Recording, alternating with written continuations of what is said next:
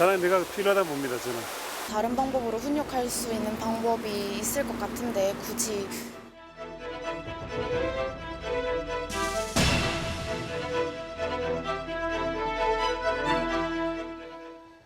예, 변호사들의 뜨거운 법정 토론, 예, 변대의 변. 오늘 황민호, 이지욱 두 분 변호사 모셨습니다. 반갑습니다. 자, 오늘 가상법정 주제는 부모라도 매를 들지 마라, 바로 사랑의 매에 관한 이야기입니다. 얼마 전에 정부가 부모라도 때리지 마라라는 내용을 법제화한다는 내용을 발표를 했었고요. 변호사님, 이게 어떻게 이야기가 나오게 된 건가요? 네, 지난 5월이었죠. 네. 정부가 이른바 포용국가 아동정책을 발표했는데요. 네. 부모가 자녀를 체벌하지 못하도록 민법에 규정되어 있는 네. 친권자 징계권을 네. 선보겠다는 방침을 밝히면서 문제가 불거지게 됐고 네. 그 이후로 여러 가지 논란으로 이어지고 있습니다. 이게 보통 논란이 아닐 것 같은데, 그죠? 예.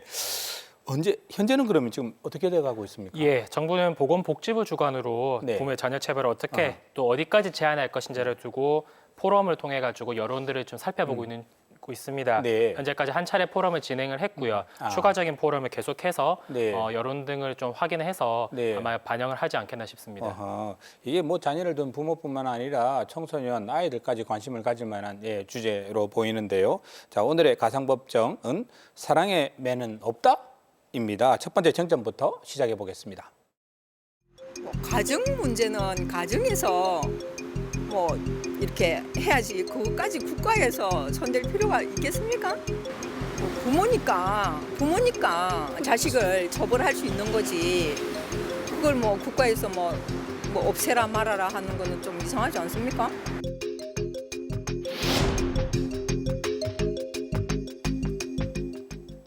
네, 방금 보셨다시피 첫 번째 쟁점은 가정교육도 국가가 개입하나입니다. 예, 체벌권 제한을 해야 된다라고 주장하시는 분은 우리 이지욱 변호사께서, 그리고 또 체벌권이 필요하다라는 입장은 또 황민호 변호사께서 맡아주시겠는데요. 이게 가상법정이다 보니까 두 분의 개인적인 의견하고는 무관하다는 거 다시 한번 강조드립니다. 먼저 황 변호사님, 우리 민법에 이게 부모 징계권이라는 게 이게 존재하는 모양이죠. 네. 이거 처음 알게 됐는데 내용이 어떤 내용인가요? 네, 친권의 효력 중 하나로 네. 징계권을 우리 민법 제915조에서 규정하고 있는데요. 네. 친권자는 자녀를 보호, 교양하기 위해 필요한 징계를 할 수 있고 네. 법원의 허가를 얻어 감화 또는 교정기관에 위탁할 수 있다. 이렇게 명시하고 있습니다. 근데 이게 1960년에 제정된 네. 법입니다. 아, 이게 그러면 1960년이면 횟수로 지금 한 59년 이렇게 지속된 법인데, 법의 안정성 그리고 상징성 측면에서 보면 그런 측면에서 이게 계속 유지가 되어 왔을 수도 있다 싶은데요. 지금 와서 우리 정부가 체벌권을 제한하겠다고 밝힌 이유가 있을 것 같은데요. 예, 단도직입적으로 말씀을 드리자면은 가정 내에서 이루어지는 아동 학대 때문입니다. 아하, 네. 실제로 조사 결과에 따르면 아동학대 가해자 10명 중에 7.7명이 부모였습니다. 또 대부분이라고 봐야 된다고요? 맞습니다. 네. 그리고 또 재학대의 경우 95%가 부모에 의해서 아동학대가 네. 발생을 했고요. 우리 사회가 어린이집이나 유치원에서 가해지는 체벌에는 엄격한 법 집행을 요구하고 있는데, 그런 반면에 가정 내 체벌에 대해서는 네. 사각지대에 놓여 있었다고 볼 수 있습니다. 네, 물론 법이 정하는 그 징계권의 범위를 벗어나는 아동학대, 네. 이거는 있을 수도 없고 있어서도 안 되는 일입니다. 그렇겠죠. 하지만 이런 아동학대를 금지하고 처벌하는 규정은 이미 아동복지법에 규정되어 있습니다. 아동복지법 제5조에서는 네. 보호자가 아동에게 신체적 고통이나 폭언 등 정신적 고통을 가해서는 안 된다, 이렇게 명시하고 있고요. 네. 또 아동학대가 발생한 경우에는 폭행죄가 적용돼서 징역 5년 이하 그리고 700만 원 이하의 벌금에 처해질 수가 있고, 아동이 사망에 이를 경우에는 무기 또는 5년 이상의 징역으로 처벌을 받습니다. 상당히 큰 죄라고 할 수가 있죠. 네. 물론 그렇게 볼 수 있습니다만은 현행 법 체계 안에서 아동의 네. 신체에 물리적으로 해를 가하면 폭행, 상해죄로도 다뤄지고 네네. 간접적인 체벌도 강요나 학대 행위가 될 수 있습니다. 네. 그렇지만 이제 가해자가 이런 학대 행위자가 친부모인 경우에는 민법상 조금 전 우리가 계속 얘기를 하고 있는 부모 징계권이 있기 네네. 때문에 형이 감형될 가능성이 높습니다. 네. 그렇기 때문에 민법상 규정과 아동복지법이 서로 상충되고 있다는 걸 보는 겁니다. 저는 그게 왜 상충된다는 것이 잘 모르겠습니다. 어허, 이게 네. 민법이 규정하는 징계권은 부모로서 자녀를 훈육할 수 있는 최소한의 권리, 역할인 거고, 그 범위를 벗어나는 것은 아동 학대로 처벌하면 되는 것이거든요. 그럼 어디까지가 적법한 징계고 어느 네. 범위를 벗어나야 아동 학대인가? 네. 이거는 하위법에서 세부 사항을 정해놓고 개별 사안에 따라 법원이 판단하면 되는 문제입니다. 근데 가정마다 사정이 다 다르고 네. 자녀들의 성향이 다 다른데 어떻게 이걸 일괄적으로 금지하거나 판단할 수가 있겠습니까? 그런 것까지 모두 법으로 네. 정하기는 사실상 어렵죠. 예, 왜 우리 민법이 이 징계권을 네. 59년씩이나 이어져 계속 규정해 왔는지 그 의미를 한번 잘 새겨야 될 것 같습니다. 사실 저도 속으로 한쪽 입장을 갖고 있었는데 두 분 말씀 들으면 또 조금 흔들리는 부분도 있는 것 같아요. 공방이 조금씩 뜨거워지고 있는데 두 번째 쟁점으로 그러면 다시 넘어가 보겠습니다. 사람이 내가 필요하다 봅니다. 저는 그 교육상 애들이 너무 버릇이 없고 하니까 때론 필요하다 봅니다. 다른 방법으로 훈육할 수 있는 방법이 있을 것 같은데 굳이 신체적으로 이렇게 체벌을 해야 되나 하는 생각도 들고.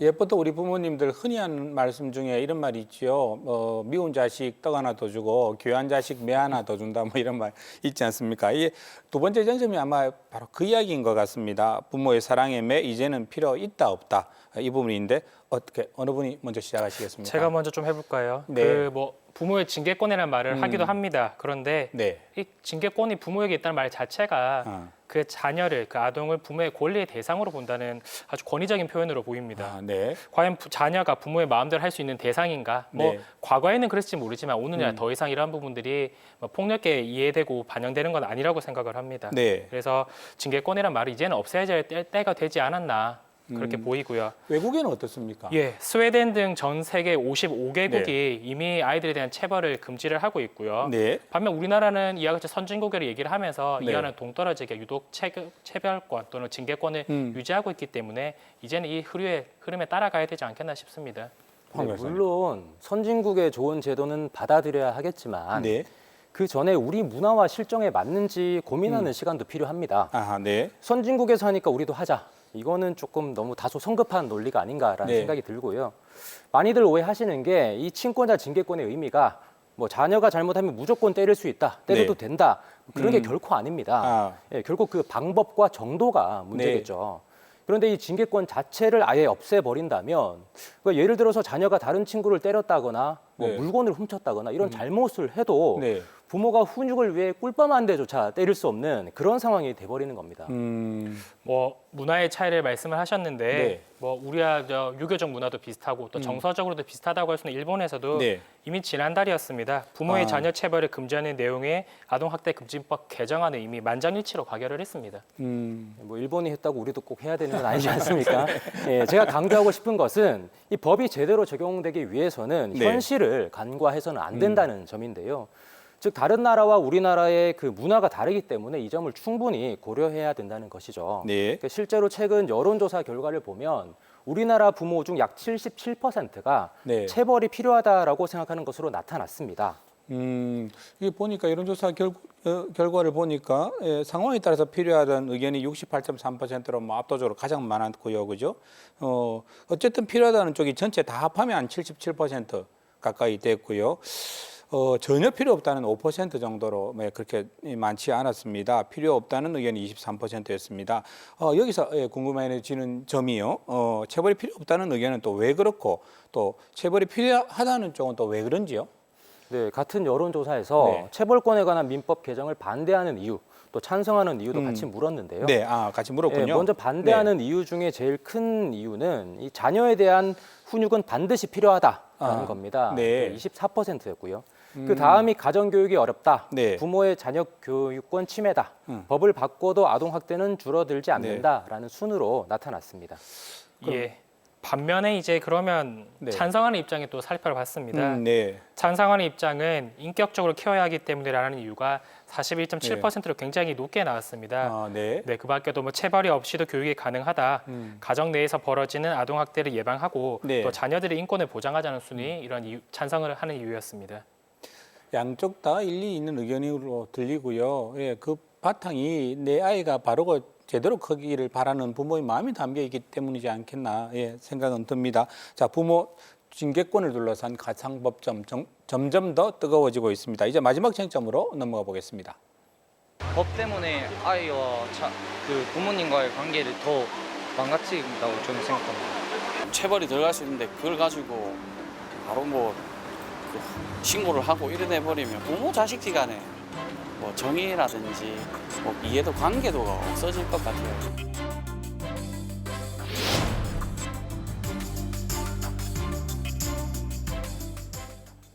자, 부모 자녀 간의 갈등을 부추길 수 있다라는 주장도 제기가 됐고 말이죠. 이거 엉덩이에 뿔난 애들 한둘이 꼭 신고할 수도 체벌권이 없어지면 있을 수도 있을 것 같은데 어떻게 실제 사례를 좀 들어서 설명을 해주시면 더 좋을 것 같은데. 예, 어떻게? 사례를 네. 좀 들어보겠습니다. 아, 네. 실제 재판에서 이제 아동복지법 위반 혐의로 기소된 부모가 이 민법상 징계권을 이유로 무죄를 주장을 했었습니다. 네. 무죄가 바로 인용이 된 건 아닙니다만은 네. 감형이 되었고요. 또는 다른 사례에서는 글씨를 잘못 적었다거나 네. 차량에 낙서를 했다는 이유로 11살 된 아들을 회초를 때린 아버지, 네. 또 컴퓨터 게임만 하던 아들의 뺨을 때린 부모도 네. 무죄를 받은 경우도 있었고요. 도둑질하는 버릇을 고치겠다며 9살 된 딸을 파리채로 때렸던 부모도 네. 무죄를 받았던 사례도 있었습니다. 근데 모든 사건이 그렇듯이 이 네. 말씀하신 사건들도 개별 사안마다 좀 더 구체적으로 자세하게 네. 들여다봐야 될 것이고요. 만일 아동학대에 해당된다면 당연히 처벌을 받아야겠죠. 그런데 법원이 이 아동복지법 위반에 대해서 무조건 늘 솜방망이 처벌을 한 것은 아닙니다. 방금 이 변호사님께서 소개해 주신 판례와 조금 상반된 결정들도 네. 있었는데요. 2016년에 자신을 무시한다며 목검으로 14세 아들을 20차례 때린 아버지가 있었는데 이에 대해 법원은 교육을 위해 필요한 네. 범위 안에서 상당한 방법으로 이루어졌다고 볼 수 없다라는 네. 이유로 유죄를 선고하기도 했습니다. 그러니까 법이 무조건 부모의 징계권에 손을 들어주지는 않는다는 것이죠. 그렇네요. 파리차고 목검은 이거 차이가 너무 큽니다. 예, 그냥 넘어가기에는 문제가 좀 있어 보입니다. 예, 변호사들의 뜨거운 가상 법정 대결 변대변 이게 장시간 부모 징계권 폐지를 둘러싼 논란에 대해서 각자의 입장에 서서 이야기를 해주셨는데 자 마지막으로 두 분께서 최후 변론 부탁드리겠습니다. 네. 어떠한 경우에도 자녀를 때리지 말자. 듣기에는 매우 아름다운 말입니다. 그런데 현실은 이와 다르거든요. 저도 개인적으로 어린 자녀를 키우는 부모의 입장인데 네. 이 자녀를 키우다 보면 훈육이 필요한 경우가 반드시 분명히 있습니다. 근데 저는 모든 부모의 마음이 다 같을 것이라고 생각을 합니다. 다 네. 자녀가 잘 되라고, 또 바르게 잘 자라라고 네. 훈육 징계를 하는 것이죠. 근데 언론을 통해서 보도되는 일부 아동학대 사례를 전체로 네. 확대 해석해서 이 부모의 징계권 자체를 없애자라고 하는 것은 마치 빈대를 잡으려다 초가삼관을 태우는 격이라 저는 네. 생각을 하고요. 자녀에 대한 일차적인 교육은 국가도 사회도 학교도 아닌 가정에서 먼저 이루어져야 됩니다. 네. 그러니까 우리가 가정교육이 중요하다는 이야기를 많이들 하는데 네. 이 가정교육이 제대로 되려면 반드시 부모의 징계권이 현행대로 계속 유지되어야 합니다. 네, 어떻게 보십니까? 과연 때려야 말을 듣는 것인가에 대한 고민을 우리가 해봐야 될 시기가 온 네. 것 같습니다. 그리고 학대 행위에 대해서 신체적 학대만 생각하는 경우가 많습니다만은 네. 오늘날에는 정서적 학대도 굉장히 늘어났고요. 또는 네. 경제적인 학대. 그래서 학대 행위의 유형과 그 형태가 매우 다양해지고 있습니다. 네. 게다가 1980년대 또는 90년대와 달리 이제는 과연 부모로서 제대로 아이들이 훈육할 수 있을까라는 걱정이 되는 또는 책임감이 결여돼 보이는 부모들도 사건들 종종 보입니다. 그렇죠. 네. PC방에 아이를 데려가가지고 하루 종일 있는다든지 네. 아이를 실제로 화장실에 버려 유기하고 간다는 그런 네. 안타까운 사례도 많이 보이고 있는데 네. 이런 점에 비추어 볼 때 학대와 훈육에 대한 그 구분을 어디까지 할 것에 대한 인식 개선도 반드시 필요하고 네. 자칫 그 훈육이라는 이름으로 책임을 피해가려고 하는 그런 네. 책임 회피의 수단으로 쓰일 수 있는 징계권은 이제는 삭제되어야 되지 않을까 그렇게 생각을 합니다. 예. 자, 이게 부모의 체벌이 사랑의 매일까요? 아니면 아동학대일까요? 오늘 두 분 변호사 말씀 들어보시고 나서 어떤 생각이 또 드시는지요? 예, 지금까지 변대변이었습니다. 고맙습니다.